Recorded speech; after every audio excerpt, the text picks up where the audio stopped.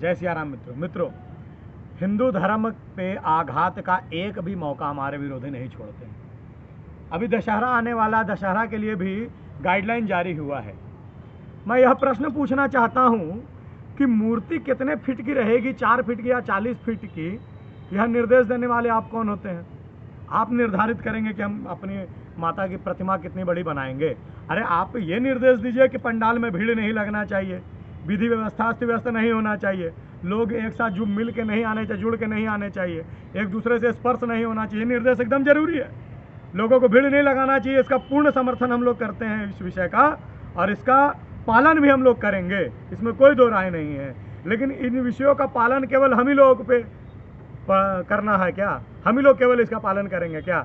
अभी आपके झारखंड सरकार के एक मंत्री हाजी हुसैन अंसारी की मृत्यु होती है तो उनके अंतिम यात्रा में 20,000 से ऊपर लोग पहुंच जाते हैं। वो गाइडलाइन जब जारी हुआ था कि 20 लोग से अधिक नहीं जाएंगे मृत्यु यात्रा में, तो 20,000 लोग से अधिक लोग गए। कितने लोगों पे FIR हुआ? स्वयं हमारे माननीय मुख्यमंत्री जी भी वहाँ पहुँचे हुए थे। कितने लोगों पे FIR हुआ? कितने लोगों का वहाँ से वापस लौटने के बाद कोरोना का टेस्ट हुआ? तो मतलब जो गाइडलाइन जारी होता है उसका एकमात्र पालन करने का निर्देश आम जनता को है। जो ऊपर बैठे हुए सत्ताधारी लोग हैं उनको अपने द्वारा जाहिर किया गया जो गाइडलाइन है वो उसका पालन नहीं करेंगे, केवल आम जनता करेगी। ऐसा भी एक लिख करके पेपर में छपवा दीजिए। और अगर पालन करना है तो सबको करना चाहिए। जितने लोग वहाँ पर गए थे हाजी हुसैन अंसारी की मृत्यु के बाद, वहाँ के उनके मृत्यु के बाद उनके अंतिम यात्रा में गए थे, उन लोग सब पे FIR होना चाहिए। क्यों नहीं कर रहे हैं FIR आप? दूसरा, हमारे जो पूजा पंडाल बनने वाले हैं उस पर आप गाइडलाइन दे रहे हैं कि नहीं, पंडाल बड़ा नहीं बनना चाहिए, लाइटिंग व्यवस्था नहीं होनी चाहिए, भजन नहीं बजेगा पंडाल में। अरे भजन क्यों नहीं बजेगा जी? भीड़ नहीं लगेगा, इसका हम समर्थन करते हैं। उसमें भजन क्यों नहीं बजेगा? हमारी साजो सज्जा क्यों नहीं होगी?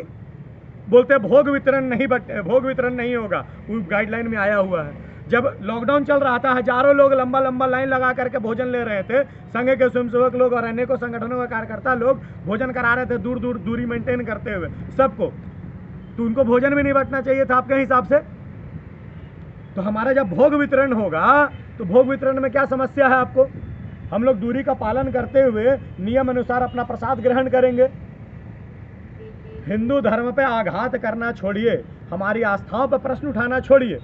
आप कोरोना जो महामारी है जिससे पूरा विश्व जूझ रहा है, उसके गाइडलाइन उसके बेहद जाहिर होता है कि दूरी मेंटेन करना चाहिए, भीड़ नहीं लगना चाहिए, उसका समर्थन पूरा विश्व कर रहा है। हम लोग भी मूर्ख नहीं है भैया, हम लोग भी जानते हैं और उसका पूर्ण हम लोग समर्थन करते हैं और उसी के अनुसार, गाइडलाइन के अनुसार ही हम लोग काम करेंगे। लेकिन यह हम लोग कतई स्वीकार नहीं है कि हमारी माता की प्रतिमा कितनी बड़ी होगी, पंडाल में भजन बजेगा कि नहीं, पंडाल में साजो सज्जा होगा, लाइटिंग होगा कि नहीं, इसका निर्देश आप हमको नहीं दे सकते हैं। यह हमारे आस्था का विषय है, यह हमारा विषय है।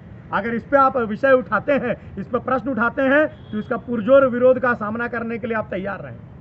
आपका जो विधायक है वह बोलता है कि कृषि बिल अगर पास हो जाता है तो कृषि बिल पास होने पे अभी तो केवल हम लोग मशाल जुलूस जलाए हैं, हम लोग पूरा देश जलाएंगे अगर बिल पास हो गया तो। सभी को इस विधायक का नाम जानते हैं। अब बताइए, उस पर देश जलाने की बात कर रहा है, इस पे आप FIR करके उसको जेल में आप बंद नहीं करेंगे।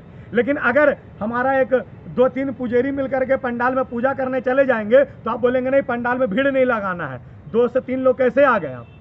अरे भीड़ नहीं लगाना, वो हम जान रहे हैं। लॉकडाउन के समय में बंगाल में मंदिर में एक व्यक्ति पूजा करने जाता है, पूरा वीडियो वायरल होता है उसका, और उसको कुछ के मारा जाता है कि लॉकडाउन है, मंदिर पूजा करने कैसे घुस गया तुम?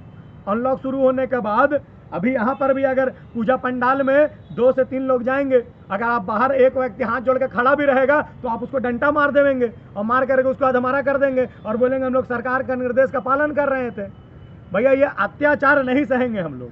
आपसे हाथ जोड़ करके आग्रह है, अगर आग्रह स्वीकार कर ले तो ठीक है, नहीं तो उसको चुनौती समझिए। हमारी आस्था पर प्रश्न उठाना बंद कीजिए आप, अन्यथा भारी विरोध और चुनौतियों का सामना करना पड़ेगा आपको। जय सिया राम।